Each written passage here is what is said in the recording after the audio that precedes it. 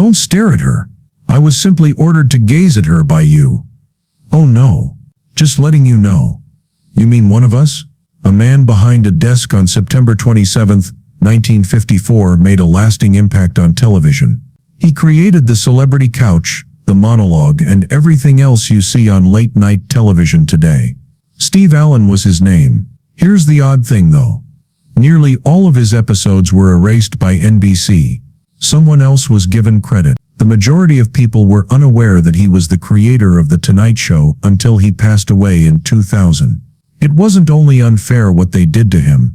It was planned. And you'll be shocked to learn the true reason. On December 26, 1921, Steve Allen was born in New York City. Both of his parents performed in vaudeville. When Steve was only 18 months old, his father, Carroll Abler, who went by the stage name Billy Allen, passed away from a heart attack. Everything changed in that instant. Belle Montreux, his mother, was forced to relocate to Chicago with her infant after leaving New York. She was very dependent on her South Side Irish Catholic kin. Their life was very different from vaudeville lights and music. It was hard, shaky, and full of conflict. Steve never forgot his father's absence or the anxiety that accompanied uncertainty about financial security. He carried that early loss with him. He felt compelled to prove himself, acquire stability, and create something enduring from a life that had begun with such suffering. Belle Montreux had a reputation for being witty. She was been referred to as the funniest woman in vaudeville by Milton Berle himself. She made people laugh on stage. Away from the spotlight, however, she was a single mother struggling to maintain her career while working 2 full-time jobs and raising Steve. The costs weren't covered by the cheers. She frequently left Steve with family in order to tour, in order to earn money. He grew up seeing his mother struggle to make ends meet despite her best efforts. Steve's views was influenced by this juxtaposition between private adversity and public accomplishment. Early on, he discovered that praise did not always equate to safety. It sowed a seed in him that would eventually blossom into a strong yearning for both financial security and creative respect. Steve stunned everyone at the age of 16. He fled his house. Later on, he talked candidly about that period. He remarked about how learning to beg taught him a lot, but it was also quite humiliating. It showed me what rock bottom looked like, he added. Although those times spent on the streets were difficult, they also made him more resilient. They provided him with grit. He resolved never to experience such a sense of powerlessness again. He became more than merely resilient as a result of the event. It made him sympathetic. Even when he achieved prosperity, he continued to have the sensation of desperation. Steve had a talent in spite of the mayhem. He never needed instruction to play the piano. He spent hours practicing by ear at his grandmother's house in Chicago until the sound sounded like what he had in mind. He was performing in small clubs by the time he was a teenager, making people laugh between songs. It was not only performance he was doing. He was establishing a quick, humorous, astute, and melodic style. His trademark was this blend of humor and music. It was more than just amusement. It was his escape route. Years later, it would enable him to start one of the most significant television programs ever. However, it all began in those smoky, tiny clubs where he learned himself how to simultaneously make people laugh and listen. There were layers to even his name. Stephen Valentine Allen was his birth name. However, 2 more names, Patrick and William, were added later. The causes are yet unknown. According to some, it was a component of his Catholic upbringing. Others believe it was related to his attempt to change who he was after his father passed away. Regardless of the cause, the additional names appear to represent Steve's evolving identity. Someone with multiple personalities, skills and roles to perform. He would become well known as a comedian, author, singer, philosopher, and trailblazer over the years. The manner he continually altering himself is reflected in the various names. At the age of 20, Steve made a daring decision in 1942. In his sophomore year, he left Arizona State Teachers College. He desired to pursue a different path. He obtained his first radio job at KO in Phoenix that same year. He did something that no one else was doing at KO. He deviated from the script. He performed the piano live, made spontaneous jokes, and discussed current affairs. It didn't feel practiced. It felt real. The audience adored it. He produced a program that was more like a dialogue than a show. His show was Phoenix's most popular by the end of the year. To see him work, crowds would swarm the studio. Later, that enthusiasm would serve as the model for all of the late-night programming that we are familiar with today. His career was about to take a turn for the worst when he was enlisted into the Army during World War II. But it was short-lived. Steve was unable to serve in the military due to his severe and incapacitating asthma. He claimed to be too weak for sports and too asthmatic for the Army, calling himself a pampered sickly beanpole. He was sent home less than a year later. Although it must have seemed like a failure at the time, it might have really saved his life. He returned to radio, more intent than ever. Rather than limiting him, his health issues helped him define who he was. On air, he made jokes about them. He became relatable because of them. He joined station KNX after relocating to Los Angeles in 1948. Things took off once more at that point. He developed a distinctive flair in Hollywood. He would read fan letters, play the piano, joke about, and engage the audience as if they were longtime friends. Most of it wasn't planned by him. He made it up as he went along. One evening, a visitor failed to arrive. Steve then snatched up the microphone and entered the crowd, conducting interviews and cracking jokes as he went. The audience went crazy. People cherished the possibility of anything happening. Everything changed in that instant. He continued to do it. The show dragged on. There were more spectators. It quickly became the most well-liked show in Los Angeles at night. Success like that didn't last long on television. In 1950, The Steve Allen Show made its debut on Christmas Day. It seemed odd that it aired at 11 a.m., but it made little difference. He had created the format specifically for radio. Jokes, genuine conversation, music, unexpected visitors, and audience enjoyment. It worked, and he made no changes. Inside NBC's Hudson Theater, a man in a plain suit sat behind a desk on a calm Monday evening, September 27, 1954. Steve Allen was his name. "This is tonight, and I can't think of much to tell you about it, except I want to give you the bad news first," he added, staring into the camera. "This show will never end." The audience chuckled. Nobody realized he was correct. There was no such thing as late-night television. Allen was embarking on a project without a plan, guidelines, or definite end in sight. However, what he created that evening would span more than 12,000 episodes and 70 years. A show wasn't merely launched by that initial airing. It started a custom in America. There was no model for Allen. He made one. Instead of using the set as a stage, he turned it into a living room by bringing in a desk and a couch. He was more than a host. He was the ringleader, the comedian, and the interviewer. He started each night with a monologue, which had never been done before. For it, there was no plan. He talked about his day one evening, not knowing how to start.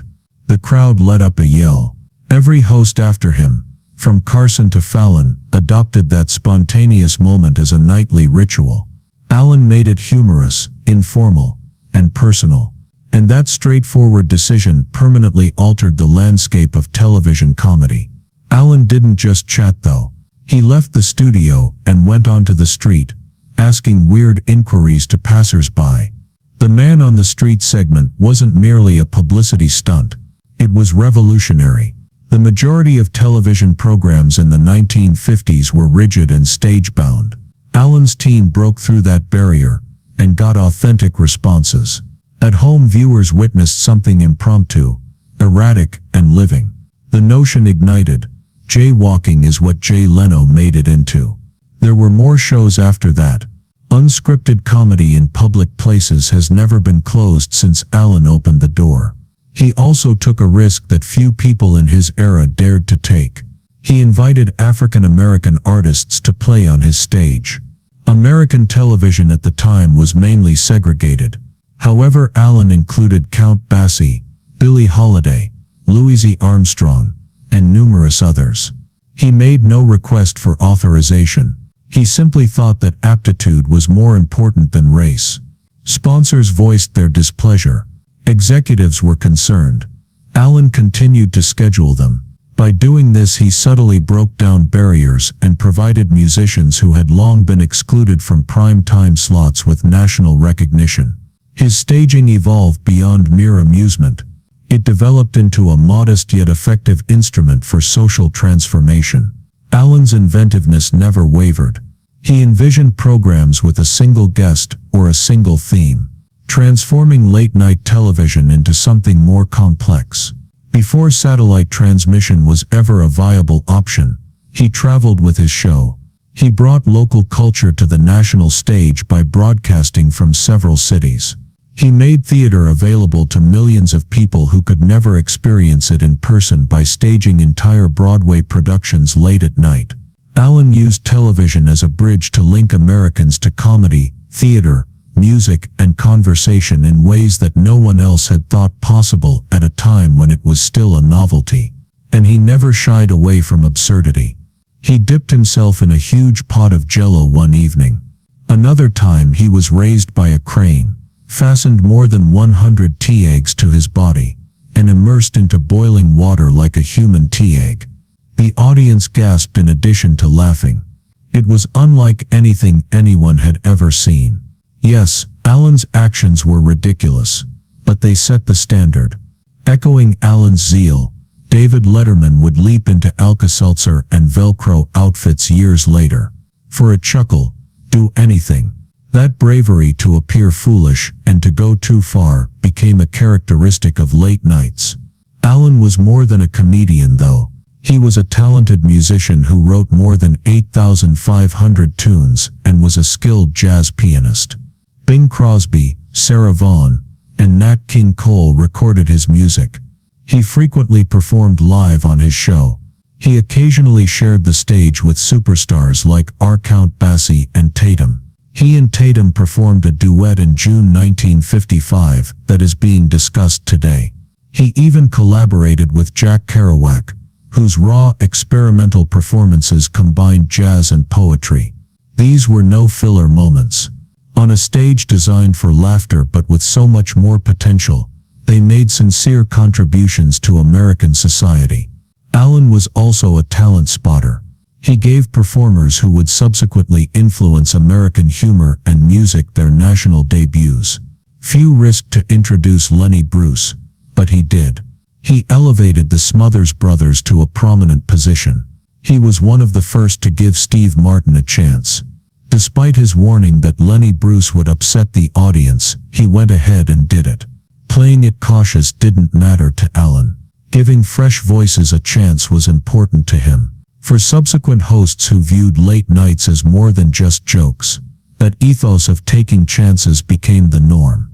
It served as a career-launching platform. His impact on comedic sketches continues to this day. The Question Man was one of Allen's most well-known features. After providing a response, he would disclose the ridiculous query it corresponded with. It was funny, easy, and clever.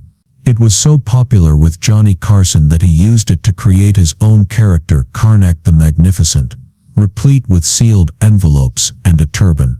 The period covered by Carson's version was 1964-1992.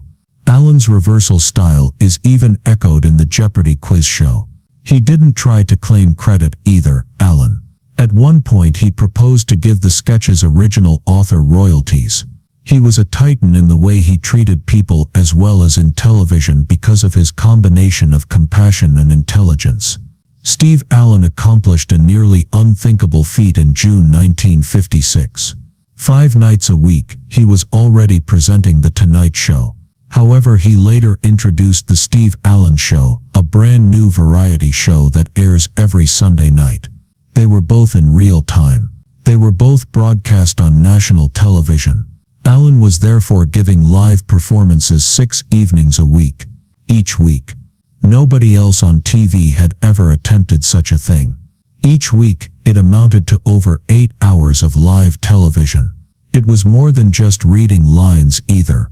Writing screenplays, coming up with original ideas, acting out sketches, and entertaining audiences night after night were all part of it. Later, Allen acknowledged that the whole situation was insane. He didn't have an easier time with NBC. They directly pitted his Sunday night show against CBS's Ed Sullivan Show. The show had one of the greatest ratings in the nation. The goal of NBC was for Allen to defeat Ed Sullivan. Allen required a dream team to accomplish that. Louis Nye, Don Knotts, Tom Poston, Bill Dana, Pat Harrington Jr., Dayton Allen, Gabe Dell, and his spouse Jane Meadows were among the people he brought in. It was a boisterous, humorous, erratic, and innovative show, but it soon devolved into a brawl. Every episode was a ratings war. It became so passionate that on the same night in October 1956, Allen and Sullivan both gave tributes to James Dean. Each claimed that the other had stolen the concept. There was more to the rivalry than merely behind the scenes. It was heated and open to the public. This whole thing took a severe harm to Steve Allen. His health was failing by the end of 1956. It was too much: the strain, the timetable, the stress. Finally, NBC intervened. On Mondays and Tuesdays they had comedian Ernie Kovacs take over The Tonight Show. Allen continued the other evenings.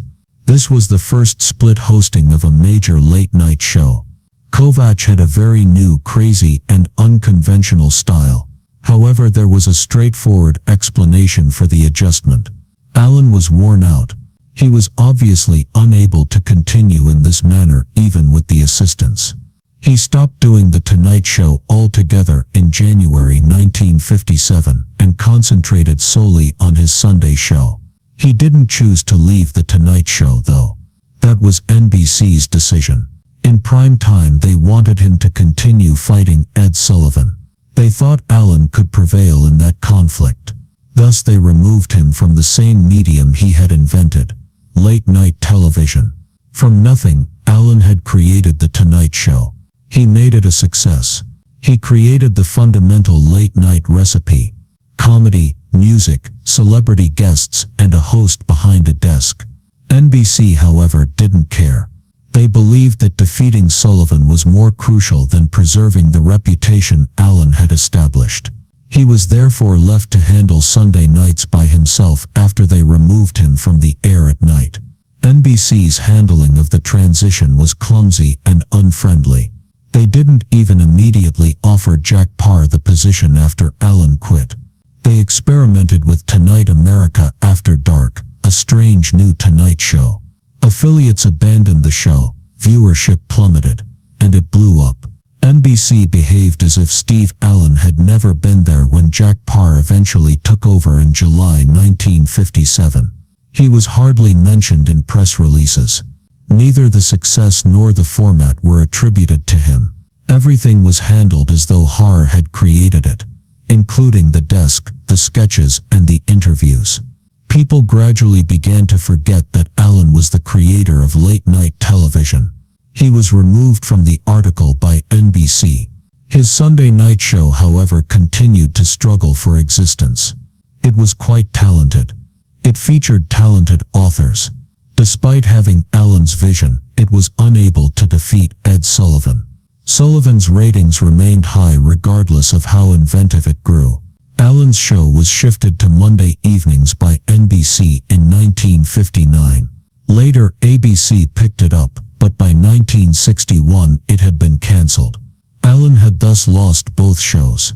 Someone else now hosted the late-night program he had established. He had given it up for a prime-time show that had flopped. The whole sacrifice was in vain. This was more than just a blow to one's career. It was the beginning of something more profound. Allen was gradually pushed out of TV history by NBC. Jack Paar was given full credit, followed by Johnny Carson. Allen's name disappeared from the narrative. People believed Carson had created the late-night formula by the 1980s and 1990s. Ellen continued to occasionally appear as a guest. He occasionally even took over as host, although the public no longer recognized him as the original. The history books had been altered by NBC. Ellen's reputation was dwindling. Ellen was a creative powerhouse outside of television, even though the show remained adhered to his exact blueprint. He asserted that he wrote around 8,500 songs. The number 8,500 is not a typo. He was named the most prolific composer of the modern era by the Guinness Book of Records in 1985. Not even the likes of Paul McCartney and Irving Berlin could match that figure. Everywhere Ellen wrote music. In the shower, in the car, and occasionally while he's sleeping. He and singer Frankie Laine wagered that he could write 50 songs a day for a week in 1950.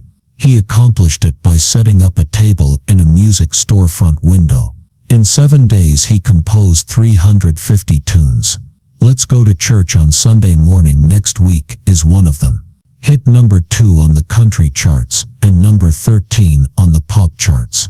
Additionally, he composed Gravy Waltz, which was recorded by Arthur Franklin and Count Basie and was awarded a Grammy for Outstanding Original Jazz Composition in 1964. This song may have been the beginning of something big. Ellen produced more than 75 recordings despite only receiving 3 years of piano instruction as a child. He once reportedly created 400 songs in a single day while lodging at a hotel in Michigan. Nor was he merely a musician. He authored over 50 books. They weren't vanity projects or ghostwritten. These were actual books, personal essays, children's novels, murder mysteries, and social commentary. His 1989 book, Dumph, discussed the decline of critical thinking skills among Americans. Religion was directly addressed in another book, Steve Allen on the Bible, Religion and Morality. His fiction works include The Man Who Turned Back the Clock, Wake Up to Murder, and Murder on the Glitter Box. His children's books included Princess Snip Snip, and the Puppy Kittens, and The Bug, and the Slug in the Rug. He used well-known publishers for his publications. The same incisive thinking that made him stand out on TV was evident in his well-selling books. He made a comeback to television from 1977 to 1981 with Meeting of Minds, a PBS series that included one of his most audacious concepts to date. Actors gathered to portray historical personalities such as Florence Nightingale, Thomas Jefferson, Karl Marx, Plato, and Cleopatra. They talked about politics, religion, and philosophy while seated around a table. Real writing served as the basis for the scripts, making it seem like an open discussion amongst brilliant minds from many eras was the aim. In the 1950s, Allen had submitted the proposal, but it was rejected by every network. He eventually made it happen on his own, frequently using his own funds to do so. There were 4 seasons of the show, became well-liked by educators, and received an Emmy and a Peabody Award. Jane Meadows, Allen's wife, portrayed Cleopatra among other characters. Later he published the scripts and distributed them to theaters and schools at no cost. He thought it was important to convey intelligent views. On the surface, Steve Allen's life appeared to be a highlight reel. But beneath the cheers, the talk shows, and the crisp suits, there was a man who was always being torn apart by remorse, heartache, and ambition. In 1943, during World War II, he married Dorothy Goodman, and the couple produced 3 sons, David, Brian, and Steve Jr. Meanwhile, Steve's career was taking off. He was filling in for celebrities like Eve Arden and earning $900 a week. But Dorothy was at home by herself, raising their children with minimal assistance, while John was out chasing fame. He grew increasingly aloof as his fame increased. The distance between Dorothy and the glitzy world Steve was entering only widened. He began to despise himself for comparing her to the women at his parties. In an attempt to feel better, he even started drinking. The marriage ended in 1952. After relocating to New York, Steve filed for divorce. He later said that the relationship broke him, despite his Catholic upbringing. It caused him to doubt everything, including his religious beliefs. Although they later got married again, the scar from that injury never fully went away. He married Jane Meadows 2 years after the divorce. He remained married till his death in 2000. It appeared to be a match made in heaven. She was a Broadway star and an Emmy-winning actress. It wasn't always easy, but he was creating the late-night TV format. In one instance, he threatened to divorce Jane if she didn't portray Cleopatra in his television series, Meeting of Minds. Yes, it was dramatic, but they were full of enthusiasm. They had strong feelings, strong opinions, and a close bond. They shared everything, but they also continuously questioned one another. Poetry, parenthood, politics, and art. It was almost 50 years before they were separated by more than a month. Jokes, conflicts, and innovative ideas were constantly rife in their home. They both respected one another's fire, which is why it worked. Despite all of his achievements, Steve had a tense connection with his children. Although he was hardly home, he adored them and wanted them to be inquisitive and independent thinkers. Dorothy bore the burden by herself throughout his first marriage. It wasn't just his wife who suffered from Steve's extended absences. His children felt abandoned by them. His perfectionism caused problems even in his second marriage. In particular, his son Brian made a decision that devastated Steve. In the 1970s, Brian lived under the alias Logic Israel and joined a cult in Seattle known as the Love Family. Steve was unsure about how to interpret it. He placed the blame on himself. Perhaps his emotional detachment and exaggerated demeanor had alienated Brian. He poured all of that suffering onto beloved son, grappling with failure and guilt. They gradually re-established their relationship after Brian eventually left the cult. However, Steve's regret persisted. He was aware of what he had overlooked. Steve's constant battle with asthma, which most people never witnessed, contributed to his inability to be totally present. It had interrupted his World War II service. Conscripted in 1943, he was immediately released due to respiratory issues. That made him feel weak, particularly during a period when serving in the military was a sign of manhood. Since he was unable to demonstrate his strength, he resorted to books, comedy, music, and ideas. He was quite desperate in his pursuit of success. He penned almost 8,500 songs and more than 50 books during his lifetime. He was physically constrained by his asthma, but it stoked an inner fire that never extinguished. He never stopped working until he was in his 70s. At one point, he claimed that he felt more alive than he had in years. The yearning to make a difference and the anguish it was rooted in were the sources of that drive. However, Steve felt forgotten and erased at the end. In 1954, Johnny founded The Tonight Show, which established the precise structure that all late-night hosts still adhere to today. Steve was the one behind the monologue, the sketches, and the celebrity interviews.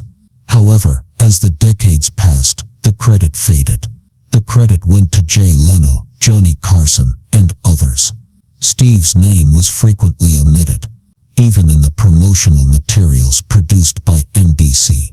The network hardly acknowledged that Steve had created the entire show when Jimmy Fallon took over in 2014, describing its history as belonging to 5 men. It was personal, not merely an oversight. As he watched the industry he helped create grow without him, Steve felt his legacy dwindling. When he discovered that nearly all of his initial Tonight Show programs had been destroyed by NBC, it was the biggest blow. He had hosted hundreds of hours of innovative television between 1954 and 1957.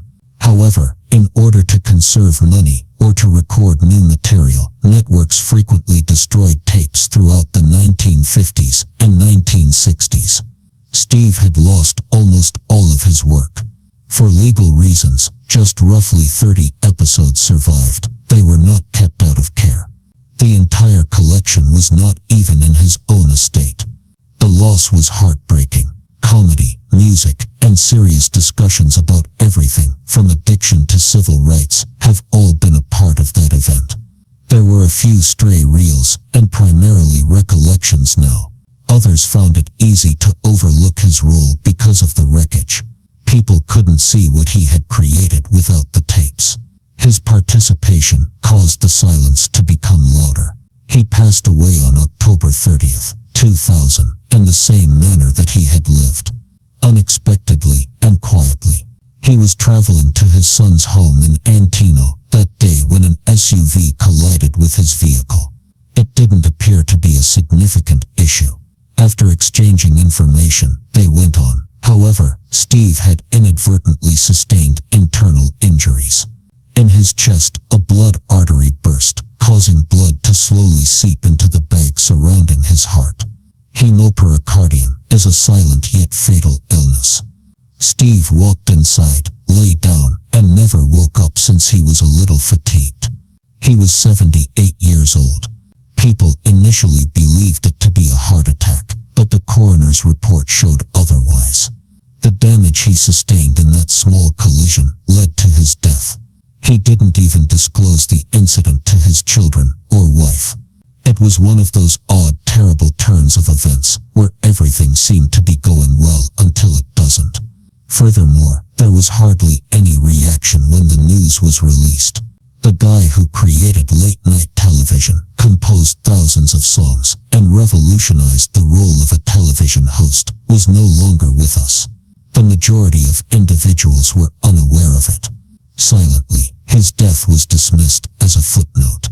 It seemed as though the last phase of his life reflected the gradual fading of his legacy, not with controversy or anger, but with the silent anguish of forgetting.